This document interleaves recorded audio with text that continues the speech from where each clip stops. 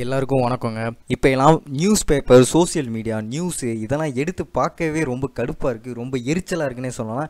என்னென்னு பார்த்தா அதில் வரக்கூடிய நியூஸ் அப்படி என்னென்னு பார்த்தா சிறுமி பாலியல் வன்கொடுமை, பொள்ளாச்சியில் பெண்கள் ஆபாச வீடியோ எடுத்து மாட்டிக்கொண்ட இளைஞர்கள், பாலியல் வன்கொடுமை கொடுத்த டாக்ஸி டிரைவர், இந்த மாதிரி நிறையா நியூஸ்லாம் வருது. இந்த நியூஸ்லாம் பார்க்கும்போது நம்மளுக்கு ரொம்ப கோபமாகவே வந்துட்டுருக்கு.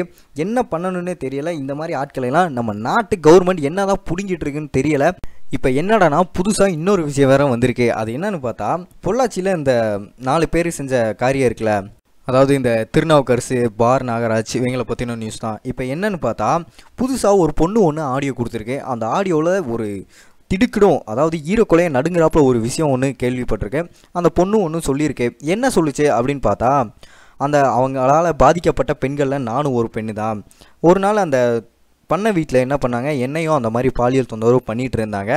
அதே நேரத்தில் பக்கத்தில் இன்னொரு ஒரு சின்ன பொண்ணு, வயசில் ரொம்ப கம்மியான பொண்ணு, ஒரு குழந்தை என்ன பண்ணியிருக்கு அப்படின்னு பார்த்தீங்கன்னா இவங்கள்ட்ட மாட்டியிருக்கு. இவங்க அந்த பொண்ணையும் பாலியல் வன்கொடுமை பண்ணியிருக்காங்க. இவங்க பண்ண அந்த கொடுமையால் அந்த பொண்ணு என்ன பண்ணியிருக்கா, அதே இடத்துல இறந்து போச்சு. கிட்டத்தட்ட அந்த பொண்ணை 4-5 பேர் பண்ணியிருக்காங்க.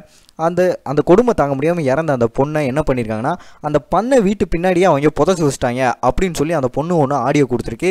இதில் அந்த பொண்ணு என்ன சொல்லியிருக்குன்னா, தயவு செஞ்சு அவங்கள விடாதீங்க, அந்த வீட்டு பின்னாடி போய் தோண்டி பாருங்கள், கண்டிப்பாக அந்த பொண்ணோட சடலம் கண்டிப்பாக கிடைக்கும் அப்படின்னு சொல்லி அந்த பொண்ணு சொல்லியிருக்கு. இதனால அவங்கள சும்மா விடாதீங்க அப்படின்னு சொல்லி அந்த பொண்ணும் ஆடியோ கொடுத்துருக்கு. அந்த பொண்ணு மட்டும் இல்லை, நம்மளும் அதை தான் சொல்கிறோம், தயவு செஞ்சு அவங்கள சும்மா விடாதீங்க. இன்ன வரையும் அவங்களுக்கு என்ன தண்டனை கொடுத்தாங்க, என்ன பண்ணிட்டு இருக்காங்க, எந்த நியூஸுமே வெளியே வரல. அசால்ட்டாக 200 பொண்ணுகளை பாலியல் வன்கொடுமை செஞ்சுட்டு ஆபாச வீடியோ எடுத்துகிட்டு அசால்ட்டாக உள்ளே போய் உட்காந்துருக்காங்க. அவங்க என்ன தான் பண்ணிகிட்டு இருக்கீங்க? திரும்ப இந்த மாதிரி குற்றங்கள் நடக்கிறதுக்கு 50% அந்த குற்றவாளிகள் காரணம்னா மிச்சம் 50% நம்ம கவர்மெண்ட்டும் காரணம் தான் நான் சொல்லுவேன். என்னன்னு பார்த்தா இப்போ அவன் ஓட்டு கேட்டு நிற்கிறான், அந்த நாட்டு பிரச்சனை எவனுமே பேச மாட்டேன்றான். ஏன் இப்போ கூட அந்த பொண்ணு கோவையில் அந்த பொண்ணை பாலியல் பலாத்காரம் பண்ணாங்க, ஒருத்தன் கூட எந்த வார்த்தையுமே பேச மாட்டேன்றான். அவன் எலெக்ஷன் வேலைன்னு ஓடிறானுங்க.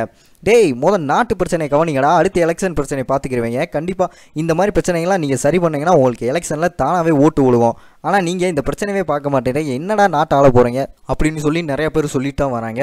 இதுக்கு கவர்மெண்ட் தான் ஒரு முடிவு எடுக்கணும், இதுக்கு மேலே வேறு வழியே கிடையாது, எல்லாத்தையும் கவர்மெண்ட் தான் இதுக்கு ஒரு முடிவு கட்டணும் அப்படின்னு சொல்லி மக்கள் எல்லா பேரும் சொல்லிட்டு இருக்காங்க.